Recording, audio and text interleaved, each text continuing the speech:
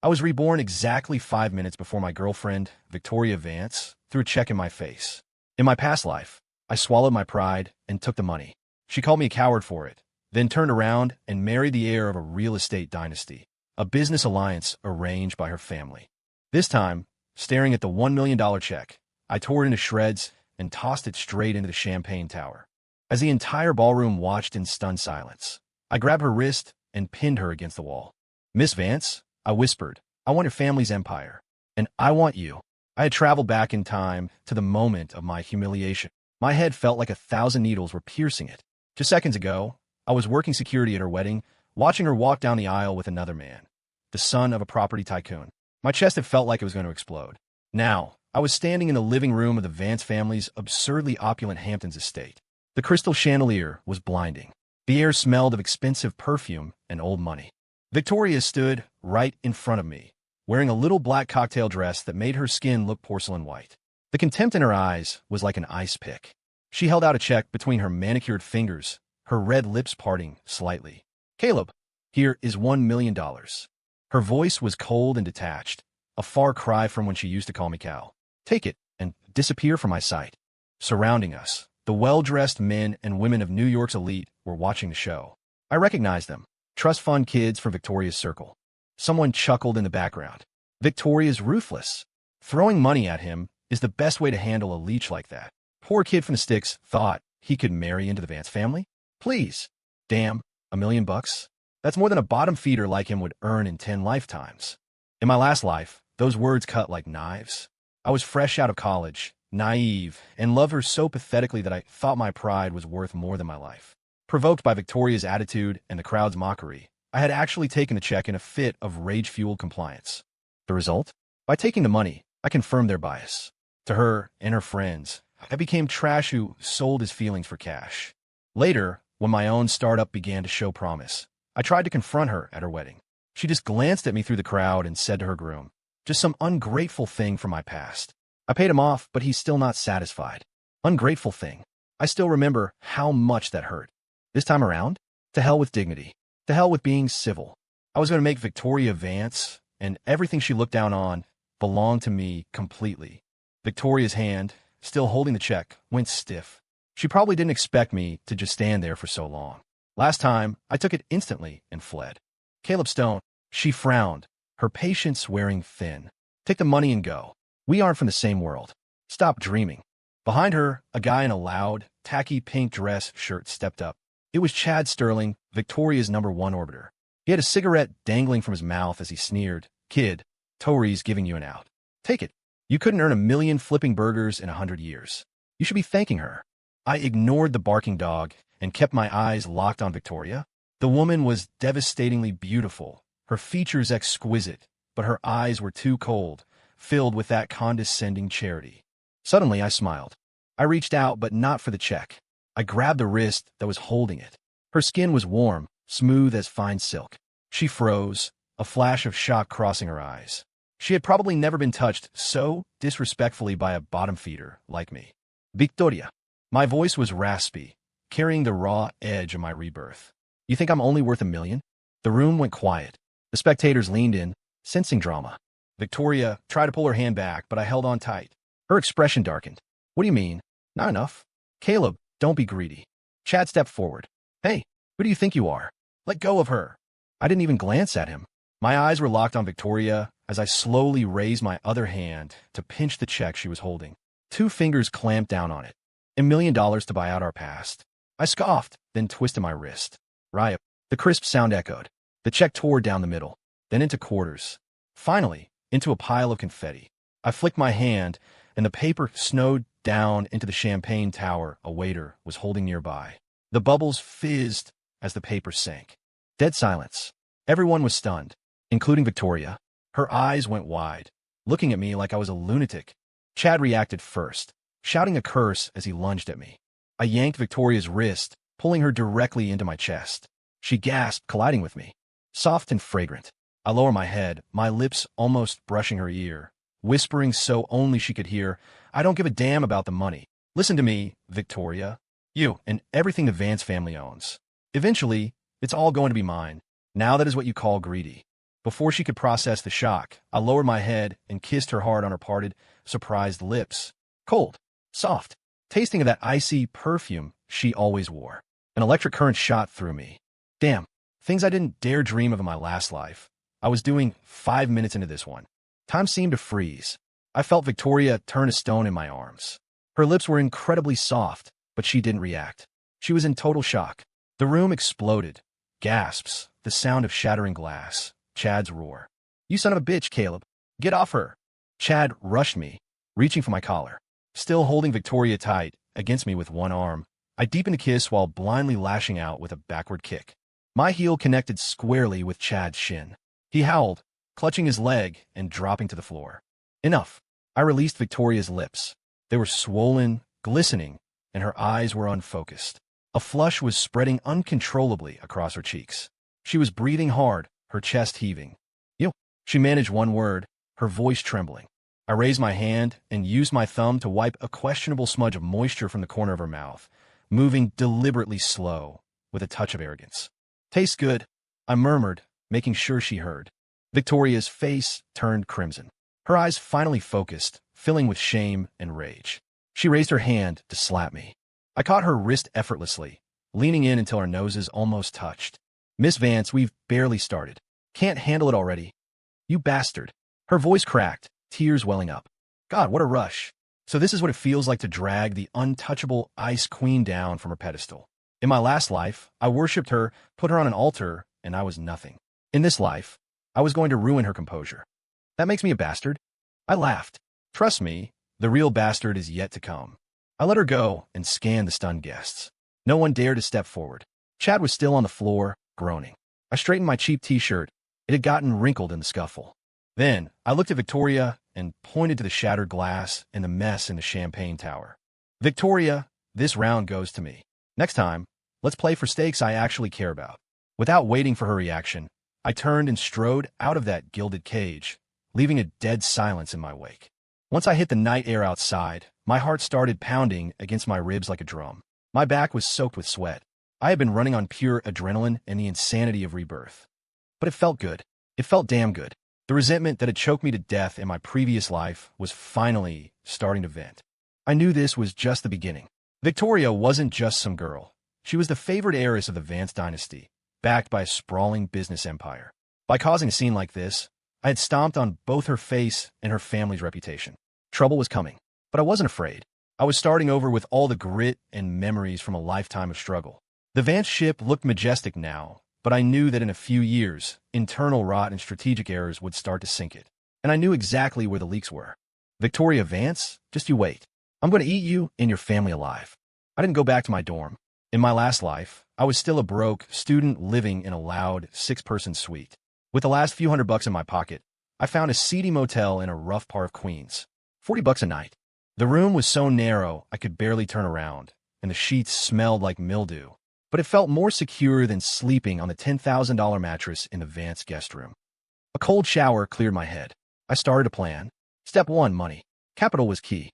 Time waited for no one, and the Vances wouldn't give me time to grow slowly. I needed fast cash. I racked my brain for quick windfalls around this time. Lottery? Couldn't remember the numbers. Stocks? I had some vague impressions, but I needed principal, and the cycle was too slow. Right? Crypto. I remembered clearly. It was exactly this year. A meme coin called Kitty Coin went viral because of some ridiculous internet trend. The price skyrocketed 50-fold in a week before crashing just as fast. A lot of speculators lost their shirts, but the ones who timed it right made a killing. In my last life, I heard about it as a joke. I couldn't recall the exact dates, but it was right around graduation. Early summer. It was early summer now. The window was open. My heart raced. This thing didn't require much capital. You could play with a few $100 or $1,000, and trading was flexible. I had to gamble on it.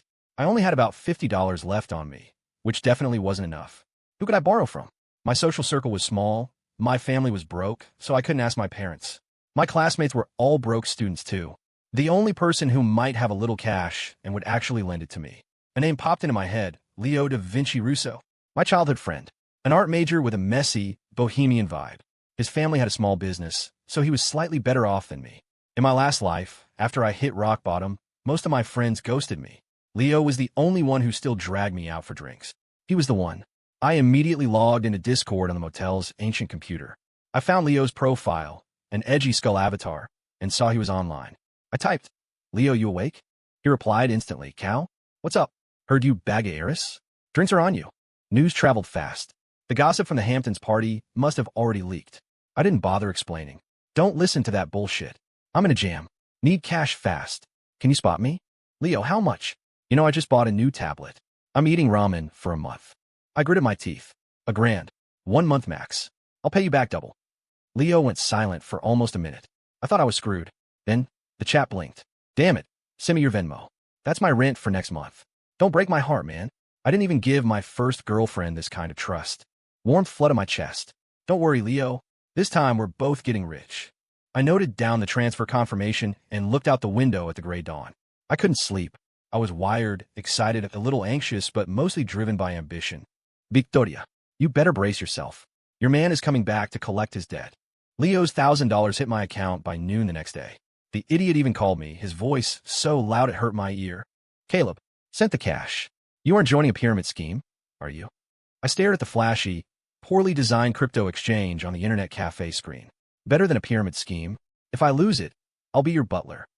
"Screw that. What do I need a butler for? Just pay me back. Double." I hung up and dumped the entire $1,000 into Kitty Coin. The price was pitifully low. I bought a massive stack. My palms were sweating as I clicked confirm. I knew history likely wouldn't change, but what if? What if my butterfly wings caused a hurricane? I made the bet. For the next few days, I holed up in that cheap motel, living on instant noodles. My eyes were glued to the candlestick charts. The price of Kitty Coin was stagnant, like dead water, occasionally even dipping. Leo sent his daily check-in. "Cal, did you flee the country yet?" I replied, solid as a rock. But internally, I was freaking out. On the morning of the 7th day, my phone buzzing against the nightstand woke me up. It was Leo. As soon as I picked up, he was screaming, "It's up! Caleb, it's exploding! That damn cat!" I snapped awake and threw myself at the computer. The exchange was a sea of green. The pixelated cat logo looked incredibly smug. The price curve was going almost vertical. My buy-in had already multiplied by 10. My heart felt like it was going to beat out of my throat. My hands shook, but I didn't sell. I remembered from my past life that at its peak, this garbage coin did nearly a 50x before the rug pull. I had to be greedy.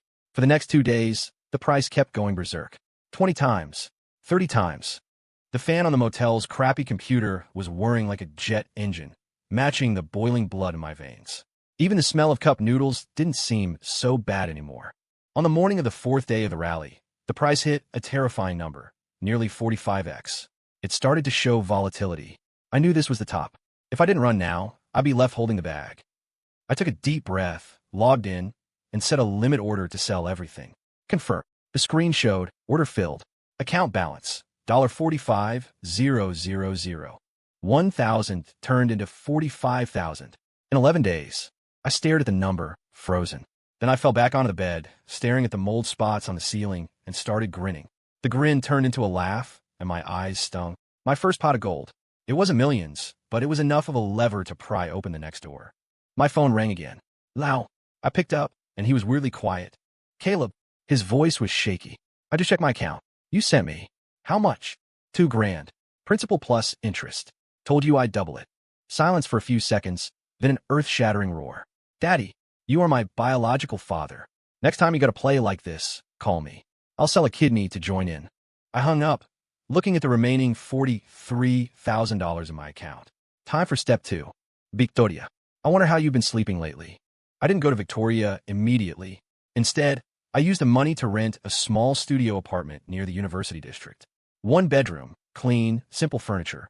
I bought a decent laptop and a few outfits that made me look human. Clothes make the man. Cleaned up, I looked at myself in the mirror. My eyes weren't fearful like in my last life. They had a hardened, careless edge. Not bad. Then, I went to a specific place, a high-end fitness club called Equinox. I remembered from my past life that Victoria was a regular here. She had a fixed personal trainer named Brock Reynolds.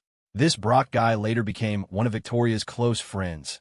Ambiguous, bordering on intimate, though never official. Victoria seemed to have a thing for his gentle, muscular, attentive type. I walked into the club. The receptionist gave a standard smile. "Hi, do you have an appointment?" "No, just looking around. Want to sign up and get a trainer." "Great. Let me introduce you to our team. As she spoke, a tall man in a tight, athletic tank top walked out.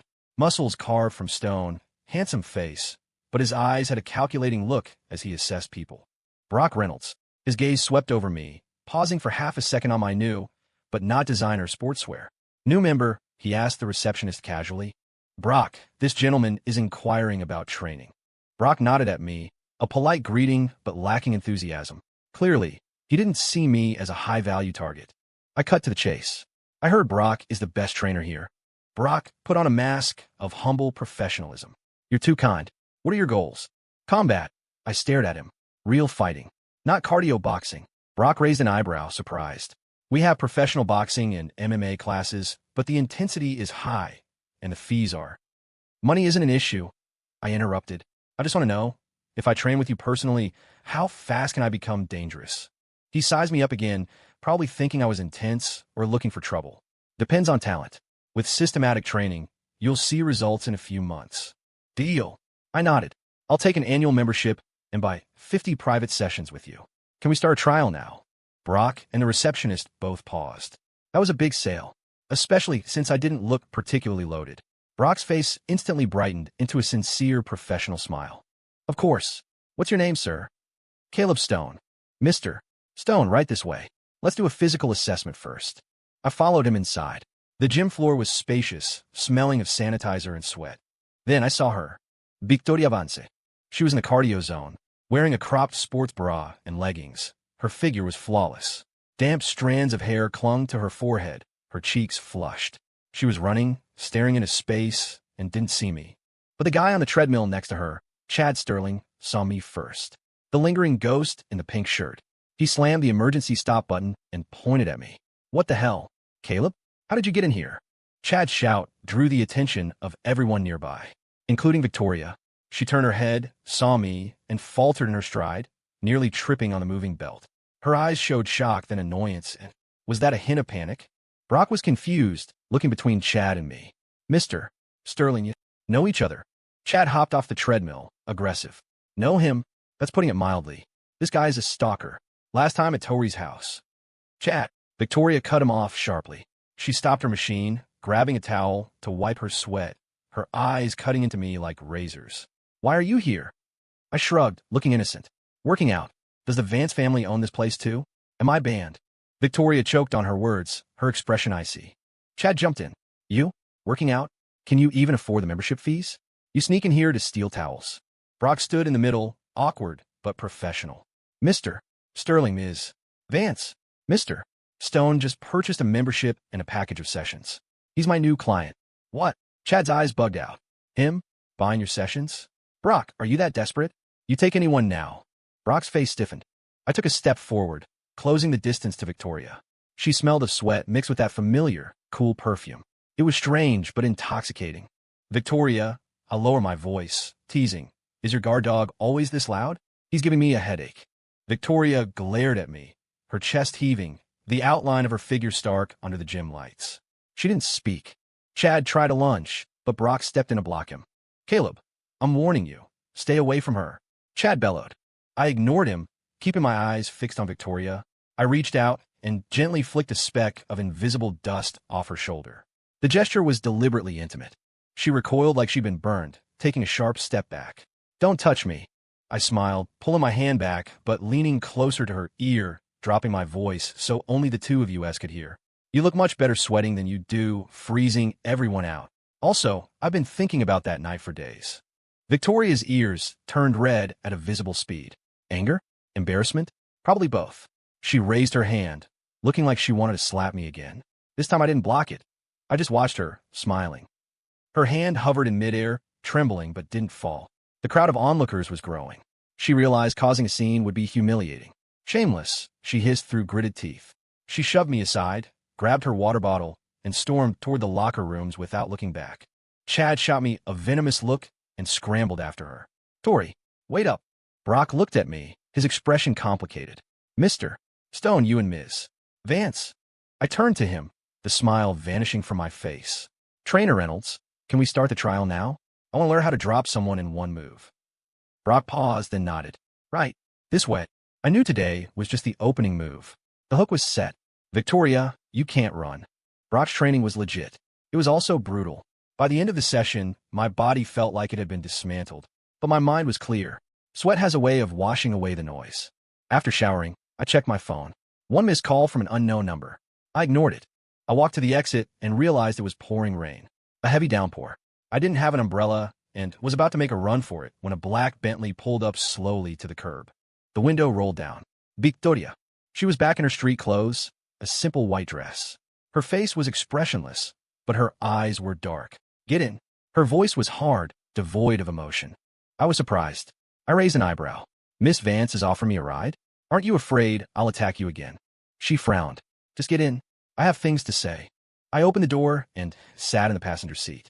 The car was filled with her scent. The partition was up, separating us from the stoic, middle-aged driver. Just the two of us in the enclosed space. The car pulled smoothly into the rain. How did you know I was here? I asked. Brock told me. Victoria stared straight ahead, her jaw tight. Caleb, what exactly is your game? Fitness. Like I said, stop playing dumb. She snapped her head toward me, fire dancing in her eyes. Buying Brock's sessions? Deliberately showing up in front of me? You think this is funny? I looked at her angry face. It was so much more alive than her Ice Queen mask. It is funny, I grinned. Watching you lose your cool is fascinating. She took a deep breath, trying to suppress her rage. Name your price. What will it take for you to disappear? Price. I reached out and tapped the back of her hand, resting on her lap. She snatched it away like I was high voltage. Victoria, I told you. I want you, and I want your family's assets. You're delusional. We'll see. I leaned back in the leather seat. But driving me home. Isn't this inviting the wolf into the sheep pen?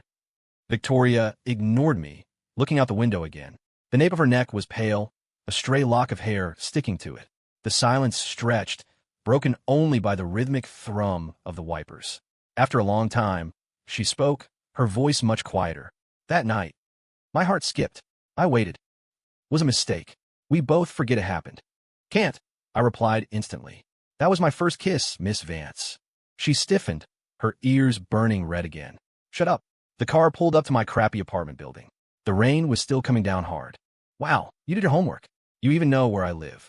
I pushed the door open, letting the wet air swirl in. Victoria didn't look at me. Don't show your face again. I stepped one foot out, then looked back. Victoria, guess what I want to do right now? She looked at me warily. I grinned. I want to drag you out into this rain and kiss you again. Without waiting for a reaction, I stepped out, slammed the door, and sprinted into the lobby. I glanced back. The Bentley was still there, idling. The rain washed over the windows, blurring the figure inside. But I knew she was watching me. That was enough. Boiling the frog? No, this was pouring boiling water on a rose. Let's see how long you can last, Victoria. I caught a cold from the rain, but the fire inside me was burning hotter. I started researching my next move. Kitty coin was a stroke of luck. But I remembered another key piece of intel. Later this summer, there would be an auction for a small plot of land in the West Harbor District. It was desolate. Nobody wanted it. But 6 months later, the city would announce a massive eco-park project right next to it, and the land value would explode. In my last life, it was a classic business school case study about a small developer getting lucky. Now, I knew exactly where that luck was buried. The auction barrier to entry wasn't high. My $35,000 remaining cash was barely enough for the deposit and a tiny down payment. But to actually secure the land and hold it, I needed real capital. I needed a partner. I looked around my circle. Nothing. Then Leo called, excited about dinner at a fancy restaurant. Cal, you gotta come. I'm bringing my girlfriend, and her best friend is coming. She's gorgeous. I wasn't in the mood, but he insisted. At the restaurant, Leo was cuddling with a quiet girl, Maya. Beside them sat another girl. I paused. It was Lily Vance, Victoria's younger cousin, the quiet art student I'd seen once at the club. She recognized me too, blinking in surprise, but staying silent. Leo introduced us loudly. My girl, Maya. This is her bestie, Lily. And this is my brother, Caleb Stone. Guys rolling in it lately. Lily nodded politely. During dinner, Leo and Maya were in their own world. Lily and I were basically wallpaper. I was distracted, thinking about the land deal. Halfway through, Leo and Maya went to the restroom. It was just me and Lily. She spoke up softly. Are you worried about something? I looked up. She quickly lowered her head, stirring her lemonade with a straw. You've been frowning the whole time. Nothing. Just business. Oh, she paused. I think. I heard a little bit. Are you looking for investors? I looked at her sharply. You know people? Lily blushed, her voice dropping to a whisper. My uncle, Victoria's father. He's looking at land deals recently, but I'm not sure. Victoria's father? Richard Vance? The head of the Vance Group? That was an unexpected route. But through Victoria? She probably wanted me dead. Lily saw my expression and panicked. Don't get the wrong idea. I'm not offering to introduce you. I was just saying. This girl, timid but observant. Thanks, I said. Regardless, thanks for the info. She turned redder, burying her face in her cup. Leo returned, and the noise resumed. I looked out at the city lights, a bold, risky plan forming in my mind. Maybe I didn't need to avoid the Vances. Maybe I could play a bigger game. I didn't go straight to Richard Vance. That would be suicide. I needed leverage. I used some back channels to spread rumors about favorable zoning changes in West Harbor. Nothing too obvious, just whispers in the right circles. At the same time, I used my remaining cash to register a shell company, Visionary Capital. Sounded legit. Then, I met Lily again, formally, at a coffee shop near her campus. She was nervous. You wanted to see me? Lily, I want to make a trade. I was direct. She froze. Pass a message to your uncle. Just say, there's a small firm called Visionary Capital eyeing that wasteland in West Harbor, and we seem to have heard something about zoning. Lily's eyes widened. Why me? I don't have any influence. Because you're perfect. You're invisible. You're his niece. Hearing it accidentally from you sounds more like a lucky coincidence than a formal report from his managers. I looked at her. In return, if this works, I'll give you 1% equity in my company. Lily's mouth fell open. Don't worry. I'm not asking you to be a corporate spy. Just pass a comment. Whether it works or not is up to fate. No risk to you. She thought for a long time, twisting her fingers. Finally, she looked up, a timid determination in her eyes. I don't want shares. Can I learn from you? I think you're really capable. I was stunned. This soft-looking girl had her own agenda. Learn from me? Yeah, I study art, but my family doesn't respect it. I want to see how you do business. I smiled. Deal. You're Visionary Capital's first art consultant. Lily finally smiled, nodding vigorously. A few days later, Lily sent a short text. Message delivered. Uncle seemed interested. That was enough. The seed was planted. Now I waited. And in the meantime, I went back to water my thorny rose. I went back to the gym. This time, I waited right outside the women's locker room. Victoria came out with a few friends. Her face froze instantly. Her friend, a girl with short hair, stepped in front of her. What do you want now? I ignored her, looking at Victoria. Talk. We have nothing to talk about. She tried to sidestep me. I grabbed her wrist. Victoria, not even about the West Harbor land deal. She stopped dead, whipping her head around to look at me, shock and suspicion warring in her eyes. How do you know about that? Interested now. I let her go and pointed to the lounge. 5 minutes. Victoria told her friends, go ahead without me. Tori, it's fine. Her voice was firm. The lounge was empty. Victoria sat opposite me, arms crossed, defensive. Speak. What's the game? Simple. I know Vance Group is looking at that land. But your internal assessment reports probably haven't factored in the zoning change, have they? Victoria's pupils contracted. What are you saying? Exactly what it sounds like. I have solid intel. There's going to be a massive upside there within 6 months. I leaned forward. Victoria, how about we partner up? She looked like she'd heard the world's worst joke. Partner? You and me? Caleb, who do you think you are? I'm the guy with the intel and the guts. Your family is huge, slow, bureaucratic. By the time you get approval, the opportunity is gone. My company is agile. Victoria is native. Talk is cheap. Not for free.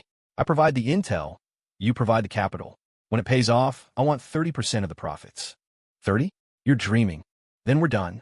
I moved to stand up. I'm sure the Vance Group isn't the only developer interested in West Harbor. Victoria stared at me, sharp as a hawk, trying to gauge if I was bluffing. She must have heard the rumors I planted. They matched what I was saying. That was why she hesitated. Source? She asked. Not your concern. It's accurate. She was silent for a long time. Finally, she spoke, voice dry. I need proof. Something convincing. Or I can't take this to my father. She was wavering. Tomorrow. I'll give you some evidence. I stood up, leaning close to her before leaving. Victoria, pleasure doing business. She didn't flinch, just watched me coldly. Remember, this is business. Keep your feelings out of it. I laughed. Of course. I'm strictly professional. Yeah, right? The so-called evidence was an anonymous analysis report I forged. It combined public data with my future knowledge, looking professional and highly suggestive without being blatant. I had Lily leave it where Victoria would accidentally find it. 2 days later, Victoria called. We met in a secluded private club. She wore a power suit, hair pinned up, looking capable and distant. My father agreed to meet you, she said. But the terms change. 10% profit. Maximum. And you sign a strict NDA with liability clauses if the intel is bad. 10%? Keeping the change. 25. That's my floor. Liability is fine, but if the intel is good, I want every penny I'm owed. We haggled like merchants. She fought hard, trying to squeeze me dry, but I held my ground. Eventually, either the land was too tempting or her father was just curious about my cards. She folded. 20%. Final offer. Tomorrow, 10 a.m. Vance Tower, CEO's office. Deal. I extended my hand. She hesitated, then shook it briefly. Her fingertips were cold. Caleb, I hope you know what you're doing. I always do. The next day, I wore my best suit to Vance Tower, a skyscraper piercing the clouds. Richard Vance was an imposing figure, sharp-eyed. Victoria stood beside him, looking like a trophy but watching me like a hawk. Mr. Stone, young and ambitious. Richard was polite but radiating pressure. He drilled me with questions. Source, company structure, plans. I answered with a mix of truth and lies, airtight where it mattered. I sensed his attitude shift from dismissal to intrigue. An hour later, Richard stood up. Victoria will handle the details. Mr. Stone, let's hope your information is worth the price. It will be. Walking out, Victoria and I were alone in the corridor. Didn't think you could bluff that well, she murmured. Not a bluff. Competence. Ich glänze her. Miss Vance, do I qualify now? She didn't answer, walking faster. But I saw the tips of her ears turn pink. She was on board the pirate ship now. The funds cleared fast. The auction was smooth. Nobody wanted the wasteland, so my shell company, representing Vance Group, got it cheap. The industry mocked the Vances for buying dirt. Victoria took the heat. I saw her at project meetings, looking tired but steel-eyed. She had backbone. We worked together, strictly professional. She kept her distance. I didn't push. Once the land was ours, I practically lived at the site, overseeing the prep work. I knew the announcement was coming. One night, I was reviewing blueprints in the temporary trailer. A storm was raging outside. My phone rang. Victoria. Her voice sounded wrong, thick with tears. Where are you? Site trailer. I'm coming over. 30 minutes later, her car sloshed through the mud. She got out without an umbrella, soaked instantly. Makeup running, eyes hollow. I pulled her inside and tossed her a towel. What happened? She ignored the towel, staring at me, then gave a broken laugh. Chad's family pulled out a major joint venture. Because of me, I raised an eyebrow. He told them I was messing around with you, disgracing the family name. The deal collapsed. My dad tore into me. She slid down the wall, hugging her knees. I'm ruining everything. Rain dripped from her hair. She looked like a kicked puppy. My satisfaction vanished, replaced by a dull ache in my chest. I crouched down. So, you regret partnering with me? She looked up, eyes red, glaring. Caleb, do you know the pressure I'm under? If this land deal fails, I'm finished. It won't fail. How can you be so sure? Because I know. I reached out to wipe a drop from her face. Rain or tear, I couldn't tell. She flinched away. I pulled back. Victoria, want the truth? Silence. I came back from the future. She paused, then looked at me like I was insane. Are you crazy? I laughed. See? Nobody believes the truth. Just think of me as a gambler who knows the deck is rigged. We win this. She looked doubtful. Thunder cracked outside. The trailer was dim, intimate. The atmosphere shifted, heavy and charged. She was soaked, her clothes clinging to her skin, outlining every curve. My throat went dry. Victoria, are you cold? She nodded, then shook her head. I took off my work jacket and draped it over her shoulders. Then, I couldn't help myself. I leaned in and kissed her. Not like the first time, that angry, punishing kiss. This was soft, tentative, asking a question. She stiffened, but didn't push me away.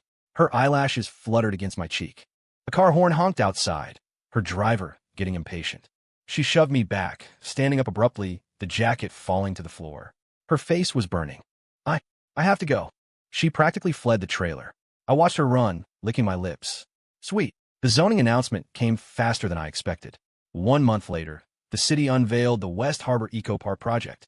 Our wasteland became gold dust overnight. The value multiplied far beyond 20 times. Vance Group stock soared. The critics turned into sycophants, praising Richard Vance's vision. The Victory Gala was at the plaza. This time, I was a guest of honor. No one looked at me like a pauper anymore. People toasted Mr. Stone. Richard Vance patted my shoulder. Impressive, son. Ever thought about joining the group?